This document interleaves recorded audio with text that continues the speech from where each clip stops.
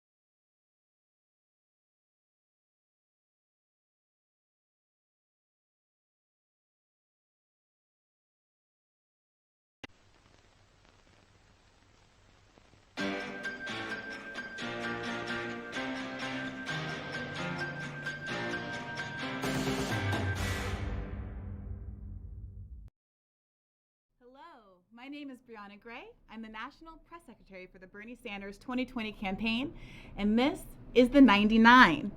Tonight, we are here to talk about the second night of the first Democratic Party debate happening tonight in Miami. It's happening. Yeah. I'm joined by two of my colleagues from the comms department, Josh and Bill. Hello, Great hello. to be with you, Happy to be here. We're trying something new here today. I think Yes. this is the first time a campaign has ever certainly gone on a Twitch stream. Yeah, hello, Twitch. First time. Yeah. And done its own kind of like a spin room to try to talk about what we expect of the candidate tonight, what we hope to see, how we hope for him to distinguish himself, and to give some perspective from behind the scenes, and also have the kinds of conversations that aren't always had, the substantive conversations that aren't always had in the mainstream media. Yep. So Josh, this is your brainchild of sorts. Can you? Well, it really comes from Bernie Sanders, who has been trying to talk with the American people for his whole life, right? We've seen the You've footage seen the clips from of when he was him. mayor. Yeah. Right. So, but I think what we're trying to do tonight is something that's unique and different than what you see on the corporate media. We want to have a conversation with the American people, right? We want you to engage with us. We want you to comment. We want you to share your thoughts and ideas. We don't want to just be speaking at you. We want to actually have a conversation with you about the issues that matter to you most. Because I think so often we see on the mainstream media, it's not the issues that are most important to the American people. So tonight, whether you're on Twitter, YouTube, Facebook, Twitch, join us in the conversation. You can go to live.berniesanders.com. There's a chat over there. You can donate over there. We need your support because this campaign is powered by grassroots donations. But we're going to do something exciting tonight. Yeah, and we also have some folks watching in Iowa at some of the watch parties right now across the country. At least in every state, actually, we have over 1,000 watch parties of Bernie Sanders supporters who are tuning in tonight to not only watch us, unfortunately, it makes me a little nervous, but to watch this debate because it really is one of the biggest moments of the campaign so far. And I think we actually have a message from the one and only Senator Bernard Sanders. He recorded a message today for this audience. So here we go. Miami, Florida. It is hot here. It's a little bit muggy. And I will be on the debate stage. And my message is going to be pretty simple. We're the wealthiest country in the history of the world. All of our people deserve health care as a human right. All of our people deserve decent jobs with decent wages. All of our people deserve the right to get all of the education that they need to fulfill their dreams. And we must eliminate all student debt in this country. Those are not radical ideas. In my view, they are human ideas because I believe that economic rights are human rights. But what our campaign uniquely understands is that despite all of the speeches and all of the plans that we have heard for decades, the reason the very, very wealthy get richer while the middle class continues to struggle and 40 million people live in poverty. The reason for that is the greed and power of a handful of billionaires and corporate executives. And what we know is that if we're going to bring real change to this country, the only way it happens is when millions of people stand up and fight back. And that means taking on the power of Wall Street, taking on the insurance industry, taking on the greed of the pharmaceutical industry. We want to address the crisis of climate change, by the way, which is already impacting Miami and other coastal communities. The only way we do that is by taking on the power of the fossil fuel industry. Want to change national priorities? We've got to take on the power of the military-industrial complex. And that's true for criminal justice reform. It's true for immigration reform. Let us stop being naive. We have a small number of corporate heads and billionaires who have incredible power over the economic and political life of this country. And what this campaign is about, it's not just great ideas, and we have great ideas. It is mobilizing millions of people to finally say, as we've said time and again, enough is enough. We're going to create an economy and a political system that works for all of us, not just the 1%. From Miami, Bernie Sanders, thanking you. Take care. So from one star to another, we're really excited to be joined today by Representative Ro Khanna. Hello. Thank you so much. Thank you for joining us. Thanks for coming. Yeah. What a pleasure. It's our all-star team here with Brianna, Josh, and Bill. I love it. We'll see. No, it's early We got the days best yet. of the Bernie folks. I haven't checked the comments yet to see if that's true. I hear people are super friendly on Twitch. Yeah. So we wanted to ask you, to start by asking you, you have been a supporter of Bernie Sanders from the get-go. But this isn't a world where a lot of people say, hey, it's a really big field. I'm going to wait and see what happens. I'm going to wait and see what people's plans are and why they announce. Why have you felt so comfortable backing the senator at this early stage? What about him do you think makes him distinct? His courage. I was a freshman member of Congress, and I had a war powers resolution to try to stop the war in Yemen, largest humanitarian catastrophe. And I was trying to shop it around to the Senate. I didn't even think of going to Bernie Sanders because he was so famous. He had 13 million votes. And we were getting no after no after no. Finally, we get a meeting with Bernie Sanders. And he says, Ro, I hear you're causing some trouble there in the House. And I say, I don't know what to say. And he says, that's a good thing. And then he decides to introduce the war powers resolution. He introduces it 3 times to failure, but then ultimately, on a bipartisan basis, gets it to pass. First time in the history of this country that someone has passed a war powers resolution. And that kind of tenacity, courage, I think is very unique. It's remarkable because you don't, in 2016, Bernie was criticized for not being as strong on foreign policy. I would say wrongly criticized. But I think what you showed over the last year in the work that you did with Bernie was this is the guy who's leading the conversation in terms of foreign policy. And it's a very stark contrast, too, from what we're seeing with Biden, who voted for the Iraq War, of course, and has taken a different approach to sort of interventionism.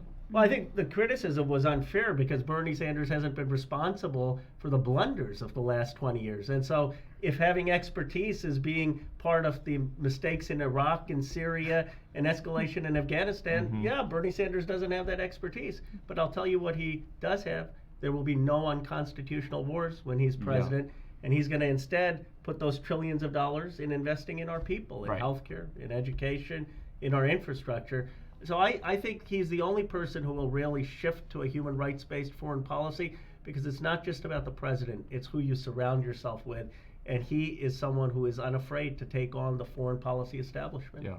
So speaking of foreign policy, you talked to my good friend John Nichols in an interview recently, and you have a dream for this debate. You want candidates to answer with just a yes or a no question. Yeah. Now, that might be, passing a war powers resolution is one thing, but having a candidate use just one word for an answer is another. But what are those questions, and why is it so important to have a definitive answer when answering them? Well, the one question is, do you support a war in Iran? I don't think there could be a more grave mistake that our country makes than taking us down another Middle East war. And the second is, will you support an effort to defund any effort in Iran if the president goes into Iran? And these two are such obvious questions. But I also think that every presidential candidate should be asked, what have you learned from Iraq, from Syria, from the escalation in Afghanistan? What did we do wrong? What lessons have you drawn from it? And do you expect to get any kind of a straight answer tonight on that from the rest of the field? I don't know. I mean, I know we would get a straight answer from Bernie Sanders. But, and look, the vice president's record on foreign policy, from the escalation in Afghanistan to the war in Iraq, I mean, these things need to be debated. I can't think of two people who have diametrically opposed views on the direction of progressive foreign policy, and that's what these debates are for. Definitely. So while I don't think people should attack each other personally, I do think debating policy is really important. Right. Well, what do you make of that distinction? Because that has been, when I was watching the coverage last night after the debates, there was a lot of people characterizing and anticipating what they called attacks, right? Are we going to see X person attack Y person over X, Y, and Z? And do you think that people are going to be able to make a distinction between making a comparison between policy positions and what people might describe as an attack? Is there a really meaningful difference there? I do. I mean, look, if the vice president's whole case is electability, I think it's fair to ask him why he wouldn't be susceptible to some of the same attacks that Donald Trump used last time, saying, you got us into a war in Iraq, you were for NAFTA, you were for TPP, you were for the crime bill. These are going to be things that Donald Trump brings up. So we ought to bring those up in a primary and have that conversation. And I think it's important to understand, where do you stand? Are you for Medicare for all? And for those people who say, oh, it's not practical, you know who was for Medicare for all? Donald Trump. In his book, he says the Canadian single-payer system is better. It's true. I don't want people dying in the streets. I think a lot of people forget how he campaigned, not how he's running, obviously, and the lies that he told, but what he's talked about during the campaign and what effect that had on the American people. Well, he campaigned as a faux Bernie Sanders, right? Yeah. And so if you're going to defeat Donald Trump, you need the real Bernie Sanders. You need two things, in my view. You need a movement. Whatever else you say about Donald Trump, he fills stadiums, right? I think we need a candidate who can fill stadiums. We need someone who can attract people and who can get people out knocking on doors and mobilizing. And second, you need someone who's going to bring change. People are upset with the status quo. When we run Mondale or Kerry or Gore, those haven't been compelling. When we run Barack Obama or Bill Clinton or Jimmy Carter, whatever else you think of them, they're change agents. Well, the unique thing about Bernie Sanders is he has the experience to be effective, but he's clearly seen as a change agent. Right. Yeah, it feels like a really special once-in-a-lifetime opportunity, and I really hope America takes advantage of it this time around. Well, I hope so. I just want to close with one thing. Yeah. And so we saw today on MSNBC some of Biden's surrogates started to attack Bernie Sanders, sort of previewing what Biden may say tonight about his record in the United States Senate and his accomplishments. And you've obviously worked with Senator Sanders over the last couple of years on some of his key accomplishments. What do you see? How does he respond to that tonight? What are the things that he will point to? Well, he's delivered for people in such a tangible way. Consider Amazon. I mean, he told the stories of Amazon workers, and he got Jeff Bezos to agree to give 350,000 people a raise to $15. And that's as a minority member of the Senate. If he could do that in the Senate, think of what he'll do as president of the United States. When he went to Disney, he got $15 for Disney. Right. When he was down at Walmart, next day the Walmart CEO saying, oh, now we're for increasing the minimum wage. So, he's the one person who isn't just talk, but is actually forcing companies to increase wages and make a difference. And Medicare for all, right? Before he brought that up, no one was talking about it. Now everyone wants to at least adopt the phrase. So he's also been a trendsetter in shaping the direction of the party, and you want someone both who's going to deliver and who's going to be an intellectual leader. Yeah, I went from being a laugh line to being a litmus test, and I'm so grateful for it. Thank you so much for joining us. I know that you have to run, but we really appreciated you being here on the show with us on our inaugural show here today. Thank you. I'm really honored, and I just want to say, Brianna and Josh and Bill, you guys have been doing a great job. I think one of the things I say, I love Bernie Sanders, but I'd say his team this time is much better than his team in 2016, and that's why he's going to win. Well, as someone who worked for him in 2016, no offense to that at all. No, I gotta keep it real. I had great teammates this time around. Bro, thank you so much. Thank you so much. Thank you. We've got some footage now of Bernie Sanders preparing for the first Democratic debate. Here we go.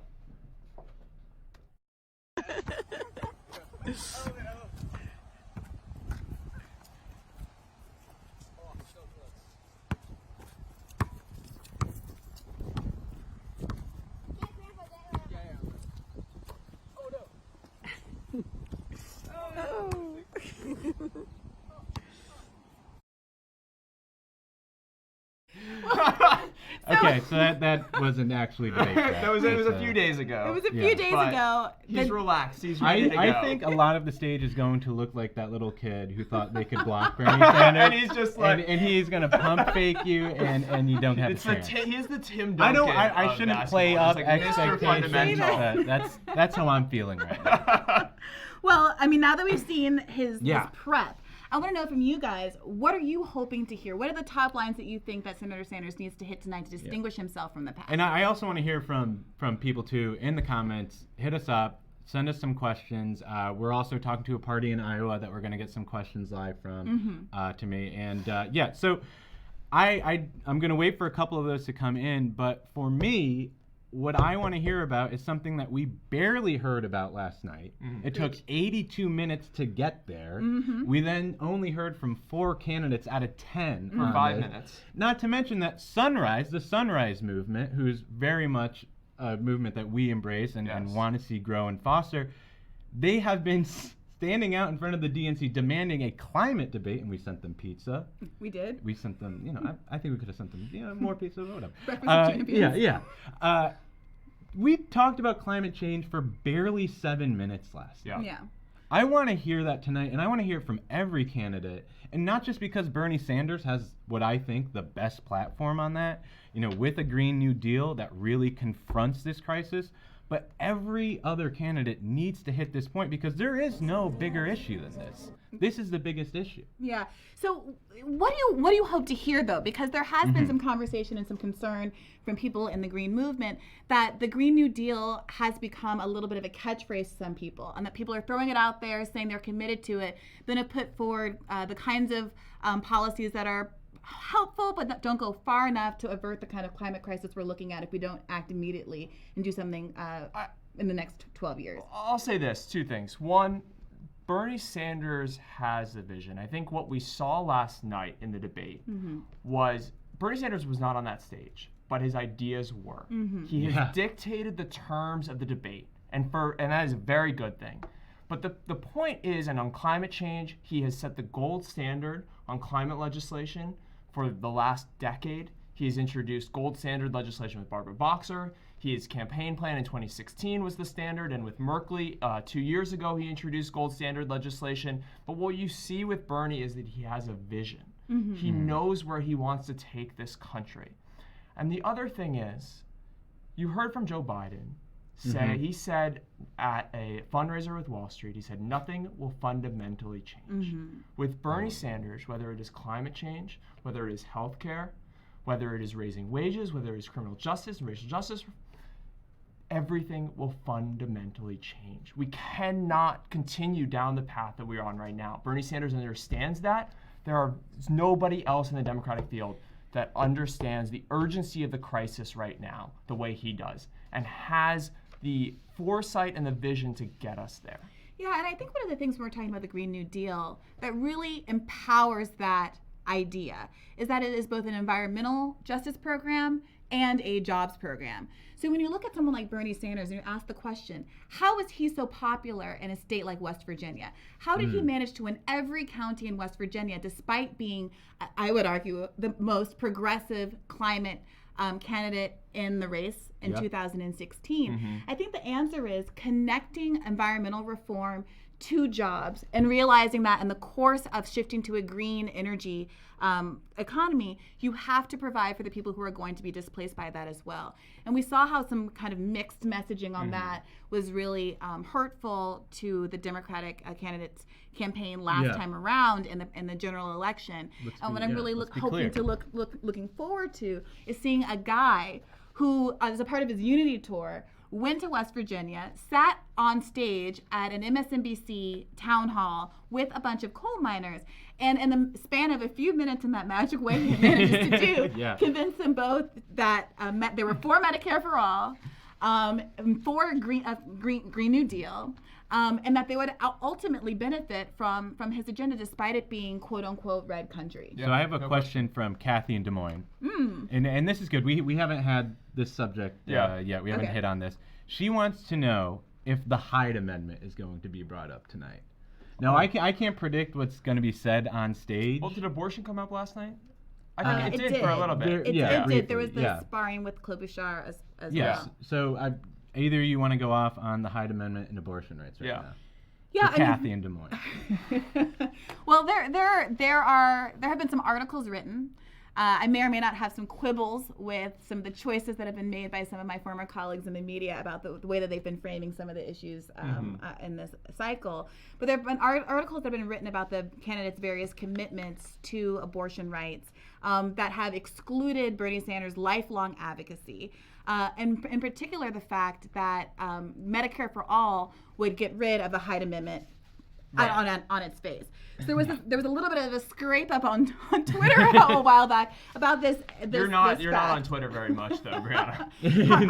Hardly never, ever. Certainly, never I haven't made my livelihood least on online campaign on that. This is a really important point because this is an issue that Bernie Sanders has fought for his entire career. Yes. And part of the beauty of Bernie Sanders is that a lot of people who have had these long public careers, this long tenure in the public eye, have to spend a lot of time revising their position on things and explaining their evolution. But you can go back to these newspapers from Burlington, Vermont in the 1980s and see him taking really hardline stances on issues which back then were actually quite controversial. Yeah, he's been consistent through the years. He has been there. He has laid out the debate. As we saw last night, they're all talking about him without saying his name. Sometimes they are saying his name. Right. But we have something else here. Someone wants to know if we're going to talk about immigration. This debate's in Miami. Yeah. We're going to talk about immigration. But I want to point out what Bernie Sanders did today. Yeah. Mm-hmm. Do you have this queued up?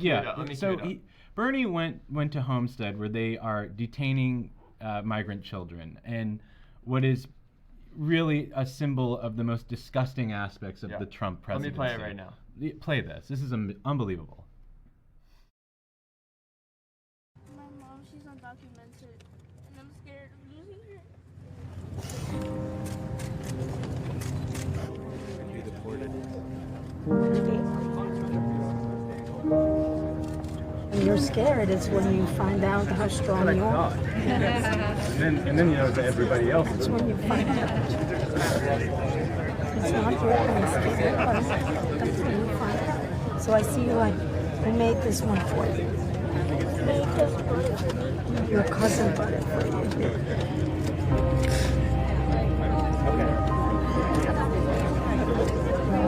This is where I'm from. My daughter gave this to me. I don't want to come up. Oh, there you go. So this is the map of Puerto Rico. My daughter gave this to me. So she was also very scared in the hurricane. No, sorry. So I'm going to give this to you so that you know no matter where you go, a lot of people are thinking about you and about your life. These good people are not going to leave you alone. And they're gonna make sure that you're never alone. I am a citizen here. I was born here. My parents are from Nicaragua and they are undocumented. I live with the constant fear of them being taken away from me and being deported. This is Leah. She's an activist. She's 14 years old. She's been doing this since she's, 8 years old? 8 years old. You know that somebody else is also watching that for you, no matter where you're at.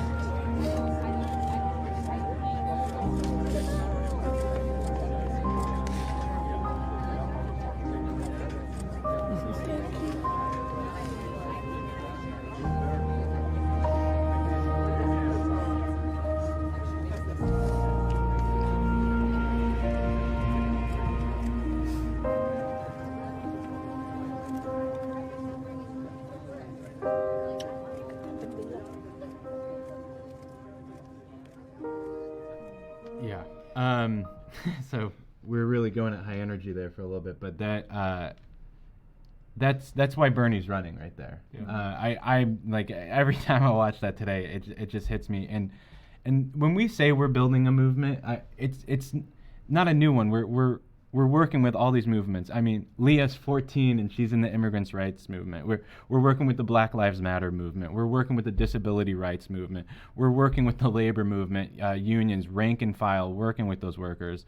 The LGBTQ movement. I mean, the list goes on. Yeah. But the point here is that you need a candidate who has a theory of change, that when they get into the White House, they can take on Mitch McConnell after we take out Donald Trump. That they have millions of people organized and ready to demand the change that we need, to demand Medicare for all, to demand an immigration policy that doesn't rip babies out of their mother's arms, that doesn't leave Leah like this. And that's what this is all about. We've seen people elected before who came in with that promise and haven't necessarily delivered.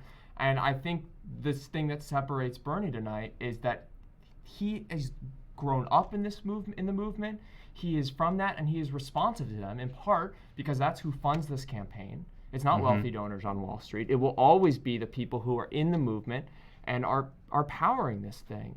And there's nobody else up there who will be able to say that. Yeah. And to Ro Khanna's point, we know he's going to do it because he's already been doing it. He's not someone who only is an activist or who is engaged with these movements during election cycles. He's someone who hit the ground running on the Unity Tour and touring across the country starting in 2017 and has led the charge on getting a living wage for workers all across this country, standing with teachers, mobilizing the donor list for this campaign to get people to join picket lines and support working people across the country. It's a really important. I mean, I don't think that point is stressed enough. Like this campaign is doing something that a campaign has ever done in history. Yeah, we're literally live stream on Twitch. That too. That too. Very innovative. Yeah. But no, I mean, most campaigns are about electing a president. This campaign is about building a movement. Right, with all of you watching right now. That's one of the big things, I think. It's everyone watching right now, you are a part of this. Yeah. This is your campaign. As much as it is Bernie Sanders, as much as it is ours, it's something that you directly contribute to, whether you are donating right now, whether you are signing up for volunteer shifts at watch parties, over 1,000 across the country. It's your campaign. Yeah, that's what makes us different. I just want to make a final ask of you. I know there's thousands of watch parties all over the country in Iowa, New Hampshire, Nevada, South Carolina, California. Lots of people watching, you're wondering, what can you do to get involved in this campaign? Well, one of the things that you can do is you can go to berniesanders.com/volunteer. You can join a canvas. You can make phone calls. You can join the Burn app and talk to your friends about Bernie Sanders. This is how this campaign wins. It's by people like you getting involved in the political process and joining up to power Bernie Sanders and this movement into the White House. And the other things that you can do is you can go find an event near you right now. You can go to map.berniesanders.com. There's thousands of events all over the country. If there's not an event near you, go create an event. And lastly, if you're on live.berniesanders.com, donate right now. We need your support. This campaign, we do not go to Wall Street to ask for money, but we do come to you to ask for a donation because that's the way we power this campaign. It's the way we make the phone calls. It's the way we keep our district offices open is by $27 donations. So please join this movement. And Brianna, take it away. So we're about 15 seconds from the start of this debate, so I won't keep you too long. We're going to go and I'll watch in the big room together, have some pizza and wings, and we will be back to you in a couple of hours, the top of the hour when the debate is over, to do a recap, talk about what happened, whether our predictions rang true, and what we think has come to pass now that the dust has settled. So thank you for joining us, and I look forward to seeing you in a little bit. Bye-bye.